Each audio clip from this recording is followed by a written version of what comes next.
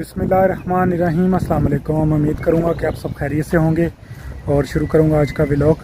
तो जैसे आपको पता है, कल मैंने वीडियो बनाई थी अपनी जर्नी के बारे में, तो मैंने कहा था इसका पार्ट 2 भी बनाऊँगा क्योंकि मुकम्मल उसमें हो नहीं सकती थी। दरअसल वैसे 2 में भी मुकम्मल नहीं हो सकती, लेकिन फिर भी जितनी मैं आज आपसे शेयर कर सकता हूँ उतनी करूँगा, और नेक्स्ट और किसी दिन में एक पार्ट और कोशिश करूँगा। इसमें जितना बता सका ज़रूर बताऊँगा।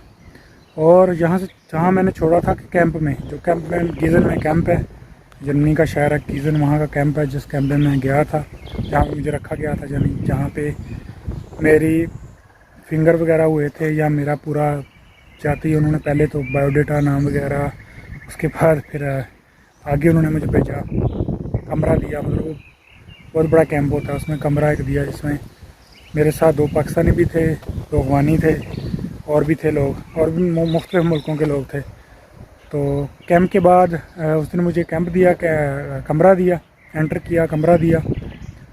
तो अगले दिन फिर मेरी उन्होंने ली जनाब प्रोटोकॉल, यानी इंटरव्यू लिया पूरा, जो मेन इंटरव्यू होता है, जिसमें उन्होंने मुझसे पूछा कि तुम किस लिए आए हो, तुम्हें क्या प्रॉब्लम है पाकिस्तान में, तो तुम यहाँ क्यों, मतलब यहाँ की सियासी पनाह लेना चाहते हो।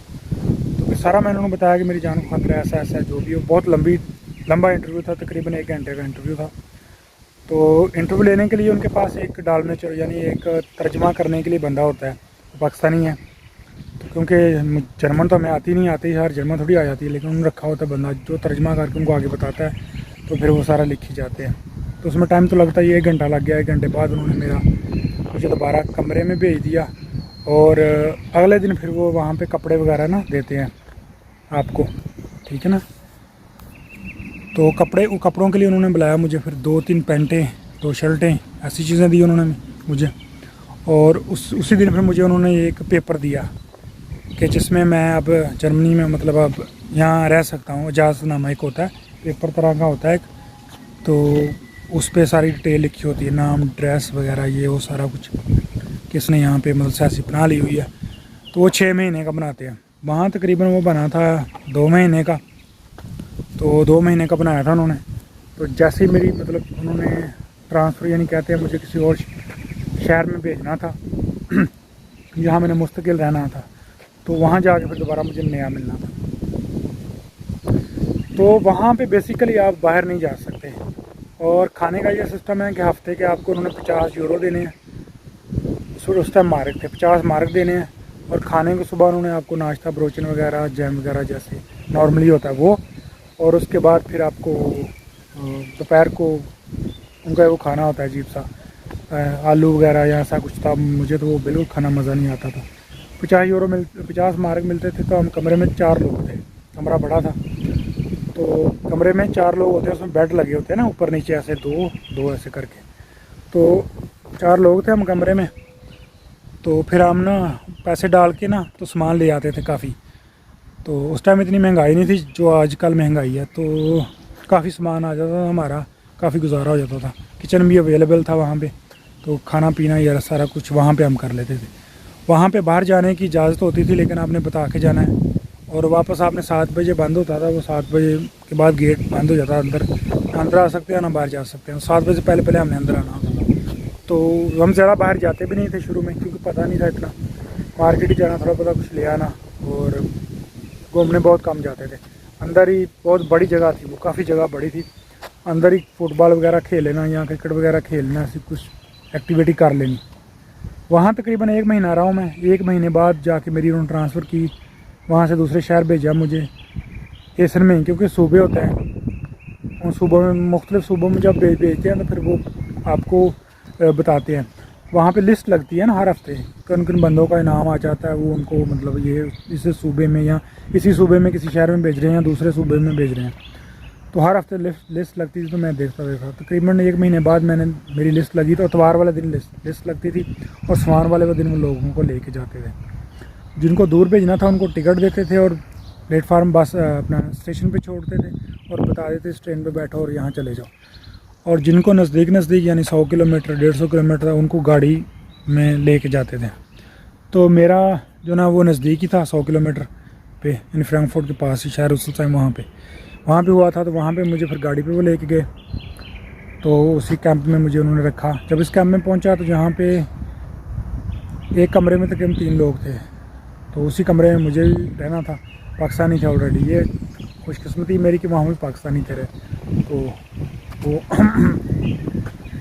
वहाँ पहुँचने के बाद फिर मैं जो इन्होंने एक दफ़्तर होता है जहाँ पे जाके अपने अपने पेपर, खैर इनको पहले पहुँच के होते हैं, लेकिन आपने जाके एक दफ़ा वहाँ अपना जो इन्होंने पेपर दिया होता है जिस पे सारा आपको लिखा होता है कि आप यहाँ रह सकते हैं, वो देना होता है। वो फिर उनको वो गीजन वाला होता है, वो चेंज करना होता है आपको, इन्होंने नया देना होता है 6 महीने का। इन्होंने चेंज नहीं करना होता, सॉरी।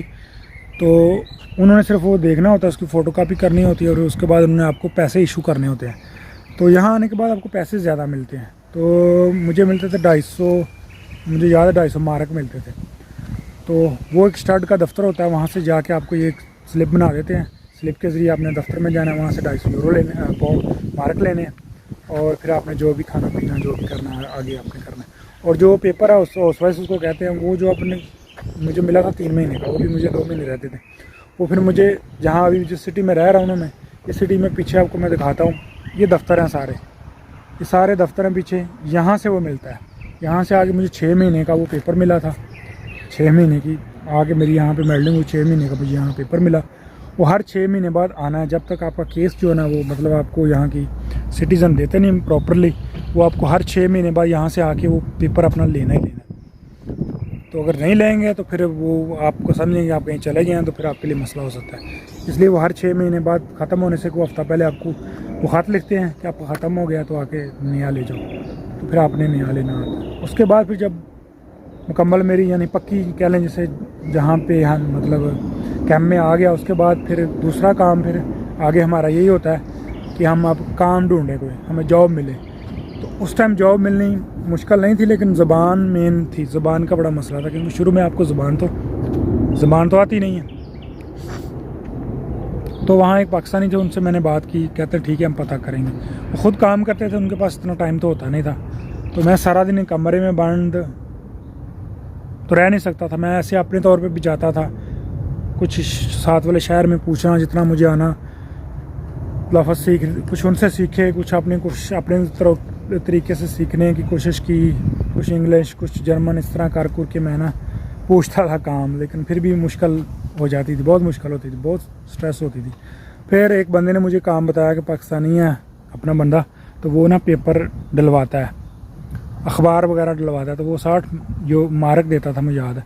तो वो सुबह 7 बजे शुरू करना होता था, 5 बजे शाम को ख़त्म करना होता था, और उस टाइम सर्दियाँ थी। तो अंदाज़ा करें कि इतने मुश्किल होता था मेरे लिए कि मैं ना जब वो पेपर हाथ में पकड़ता था ना पूरा, तो बर्फ़ पड़ रही होती थी, तो बर्फ़ के अंदर जब वो मतलब हाथ जो ना सुन्न हो जाते थे, तो फिर बहुत रोना आता था, बहुत रोते थे कि यार कहाँ फंस गए आके। तो इतना आसान नहीं है यूरोप में आके। हम सोचते हैं कि जाते ही सारा कुछ मिल जाएगा, जाते ही हमें सिटीज़न मिल जाएगी, इतनी आसान नहीं है, बिल्कुल इतनी आसान नहीं। बहुत शुरू में स्ट्रगल होती है, बहुत मुश्किल होती है कि आप इवन सोच नहीं सकते, मैं लफ्ज़ों में बयान नहीं कर सकता वो कि किस तरह ये स्ट्रगल होती है। और ये तकरीबन 4 साल मेरी तकरीबन 6 महीने ये मैंने स्ट्रगल की थी, पेपर डाले ये वो, आहिस्ता आहिस्ता फिर मैं ज़बान भी सीखनी शुरू कर दी मैंने। फिर जाके मैं दूसरा काम ढूंढा, अच्छा काम मिल गया, लेकिन जो ना अपना इजाज़त नहीं मिलती थी, चोरी काम करना पड़ता था, इजाज़त बिल्कुल इजाज़त नहीं देते थे ये। तो फिर बड़ी मुश्किल इजाज़त मुझे मिली, फिर मैंने एक पिज़्ज़े पे काम शुरू किया, वहाँ पे काम करता था, रात को वहाँ काम करना, सुबह फिर पेपर डालना, यानी बहुत स्ट्रगल की है। आपकी सोच होगी मतलब लफ्ज़ों में बयान नहीं हो सकती कि कितनी मुश्किल टाइम गुजारा। लेकिन ये सारा मैं अभी बयान नहीं कर सकता आपको क्या क्या गुजरा उसके बाद मेरे पे।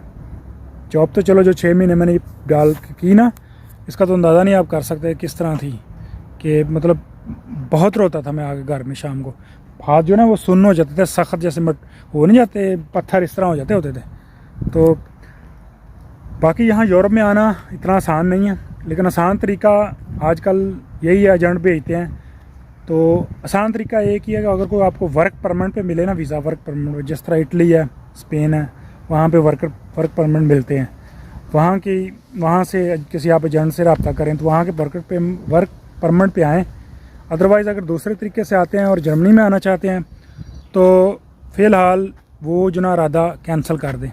मेरी बात का माइंड मत कीजिए, हक़ाइक़ बता रहा हूँ। यूरोप आना है तो इटली या स्पेन आए, वहाँ से आए जाएंगे, वहाँ के पेपर आपको मिल जाएंगे, वहाँ के पेपर ले लें। उसके बाद आप यूरोप की किसी कंट्री में भी जा सकते हैं, उसको आप कन्वर्ट कर सकते हैं, जहाँ वहाँ जाके जॉब भी अच्छी, जैसे आप जर्मनी में आना चाहते हैं तो वहाँ के पेपर लेके जर्मनी में आके यहाँ जॉब मिल जाती, जॉब का मसला नहीं, जॉब लेके पेपर आपके ना वो कन्वर्ट हो जाएंगे। लेकिन आप अगर डायरेक्ट आना चाहते हैं या आपका दिन में यही है कि जर्मनी में जाना है और यहाँ आके जो है ना अब वो उस तरह के हालात नहीं, आज से 20 साल पहले वाले हालात नहीं रहे। अब बहुत ज़्यादा लोगों को ये डिपोर्ट कर रहे हैं, वापस भेज रहे हैं, अब इतनी जल्दी सिटीजनशिप नहीं दे रहे, बहुत तंग कर रहे हैं। तो मुझे खुद 5 साल बाद मिली थी, वो किस तरह मिली थी वो अभी मुकम्मल इस वीडियो में मैं नहीं बता सकता। अगेन दोबारा एक और वीडियो बनाऊंगा, उसमें आपको मुकम्मल जो ना इसकी डिटेल से आगाह करूंगा। मेरा आप लोगों से एक ही मशवरा है कि आप प्लीज़ ना आना चाहते हैं तो इटली या स्पेन आए, सबसे बेहतर है। अदरवाइज़ और किसी जर्मनी में डायरेक्ट आएंगे तो बहुत मुश्किल हो जाएगी। तो इटली स्पेन में यहाँ पेपर लेके आप जर्मनी वापस आ जाए।